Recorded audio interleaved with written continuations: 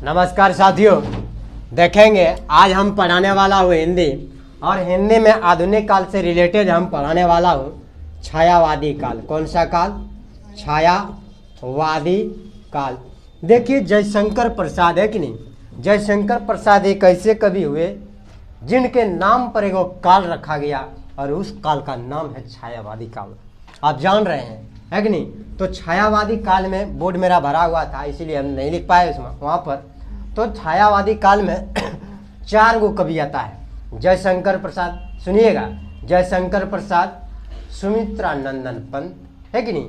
जयशंकर प्रसाद, सुमित्रा नंदन पंत, महादेवी वर्मा और एक प्रकृति के सुकुमार कवि। इस प्रकार से इन 4 गो कवि इसमें आते हैं। ठीक है, किसमें? तो छायावादी काल में, जो हम अगले वीडियो में इसका जिक्र करेंगे।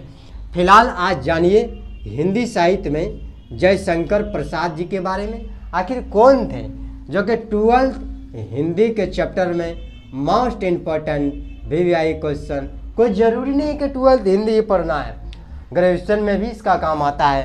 पार्ट 1, पार्ट 2 और पार्ट 3 में भी इसको देखने के लिए मिलता है। तो जयशंकर प्रसाद का जन्म जो हुआ था, जन्म 1889 काशी में हुआ। कहाँ हुआ? काशी में, यानी उत्तर भारत में हुआ था। और मृत्यु कहाँ पर हुई सुनेंगे, यहाँ पर देखिएगा 1937 यानी 15 नवंबर 1937 को हुआ। तो छायावाद अभी बोले कि डायरेक्टर है कि नहीं, कोई भी नाटक या ड्रामा को प्ले कीजिएगा तो सबसे पहले डायरेक्टर उसमें खोजा जाता है। तो छायावाद के डायरेक्टर कौन है? यह प्रवर्तक कहिए, ठीक है, तो डायरेक्टर कहिए या प्रवर्तक कहिए, बात क्या है बराबर। तो छायावादी काल के डायरेक्टर या प्रवर्तक कौन है? तो जयशंकर प्रसाद है। कौन है? तो जयशंकर प्रसाद। तो जयशंकर प्रसाद दार्शनिक कवि थे। दार्शनिक का मतलब है दर्शन करने वाला, इधर उधर घूमने वाला, और दर्शन किया और उसको लिख दिया, उसी को कहते हैं दार्शनिक कवि। ठीक है। पिता का नाम, ठीक है, देवी प्रसाद साहू था। क्या था? याद रखिएगा, पिता का नाम एग्जाम से रिलेटेड है। पिता का नाम देवी प्रसाद साहू है। और पितामह, पितामह का मतलब होता है दादा। ओम पवित्रा है, कायचपा गोत्र है, महामाया किदबन्नम बेमयाद। तो देखिए पितामह है कि नहीं, तो पितामह का मतलब क्या होता है कि नहीं? दादा। पितामह का मतलब दादा। कौन है? शिवरत्न साहू। आखिर इसकी सुंदर कृतियाँ जो इन्होंने किया, जिसके कारण से इनका दादा का नाम आया। पत्नी का नाम नहीं है, माता का नाम नहीं है, लेकिन इनके दादा का नाम आया, है कि नहीं? आखिर कृतियों के बल पर आखिर देखेंगे, ध्यान देंगे यहाँ पर जो हमने ट्रिक बनाया है। देखेंगे रचना इसका कौन कौन सा है, तो हम जानते हैं 25, 26 कई प्रकार से रचना इन्होंने काम किया, लेकिन जितना हमारे दिमाग में ट्रिक था वो स्क्रीन पर आपका झलक रहा है। मैं इसको गाना के माध्यम से, कहानी के माध्यम से इसको समझाने के लिए जा रहा हूँ। ध्यान दीजिएगा, एक बार की बात है, ठीक है। एक बार जयशंकर प्रसाद चंद्रगुप्त, कौन? चंद्रगुप्त और स्कंदगुप्त के साथ जंगल में शिकार पर गए। तो उन्होंने वहाँ आजाद शत्रु की पुत्री कामायनी, है कि नहीं, कामायनी को झरने पर तितली पकड़ते देखा। तो उनके मन में प्रेम की एक लहर उठी और वो उनके इंद्रजाल में फंस गए। ठीक है। और उन्होंने राजश्री थूकने हुए कहा, बस एक घूंट की कामना है, यानी पानी पीने के लिए गया, ठीक है, तालाब में, कहता एक घूंट की कामना है। लेकिन महाराज, है कि नहीं, के कारण उनका प्यार इंद्रावती जैसा अधूरा हो गया और आंसुओं के लहर उसके। देखेंगे दोस्तों, ध्यान दीजिए, यदि ये तो साहित्य है, स्वयं देखिएगा, है कि नहीं, मजनू और लैला का प्यार कभी पूरा नहीं हुआ और हीर और रांझा का प्यार कभी पूरा नहीं हुआ। तो यहाँ पर देखिएगा आजाद शत्रु की पुत्री कामायनी और स्कंदगुप्त और चंद्रगुप्त का प्यार भी कभी पूरा नहीं होगा। ध्यान दीजिएगा। तो जहाँ पर हमने अंडरलाइन लाल कलम से जो करने का काम किया है वो उनकी रचना है। तो चंद्रगुप्त किसने लिखा? जयशंकर प्रसाद। स्कंदगुप्त किसने लिखा? जयशंकर प्रसाद। झरना किसने लिखा? जयशंकर प्रसाद। तितली किसने लिखा? जयशंकर प्रसाद। प्रेम किसने लिखा? जयशंकर प्रसाद। लहर किसने लिखा? जयशंकर प्रसाद, है कि नहीं। इंद्रजाल किसने लिखा? जयशंकर प्रसाद। राजश्री किसने लिखा? जयशंकर प्रसाद। एक घूट किसने लिखा? जयशंकर प्रसाद। कामना किसने लिखा? जयशंकर प्रसाद। महाराज किसने लिखा? तो जयशंकर प्रसाद।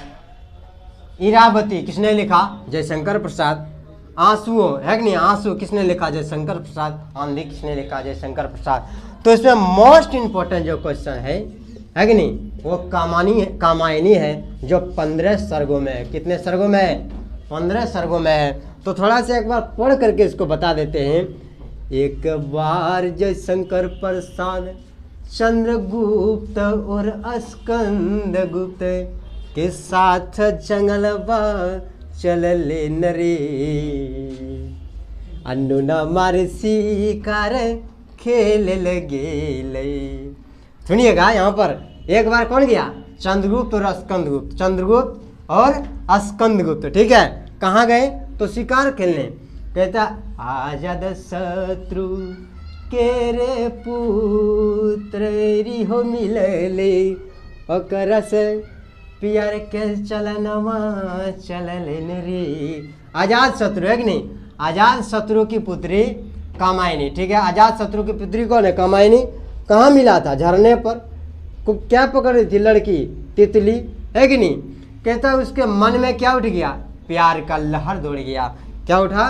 प्यार का लहर दौड़ गया और उसके इंद्र जाल में फंस गया, लेकिन कभी पूरा नहीं हुआ। ध्यान दीजिएगा, राजश्री है कि नहीं, भटक रहा था वन में। यहाँ पर कैसे लिखता है, इसलिए ट्रिक मैं बना दिया। कहता ये घूट वहाँ पर पानी पिया, तालाब में, बगल में क्या? जंगल में तालाब। कहता ये घूट पानी पिया, घूट के बगले है कि नहीं, घूट के बदले वो सरक गया। अचानक वहाँ पर देखा कहीं ना कुछ गड़बड़ सड़बड़ होने वाला है, जिसके कारण से इरावती जैसा है कि नहीं, इरावती जैसा वह अधूरा प्यार आंसू एवं आंधियों में बदल गया। ध्यान दीजिएगा दोस्तों, ये जो चैप्टर है हिंदी साहित्य का आधुनिक काल से रिलेटेड है। कहाँ से?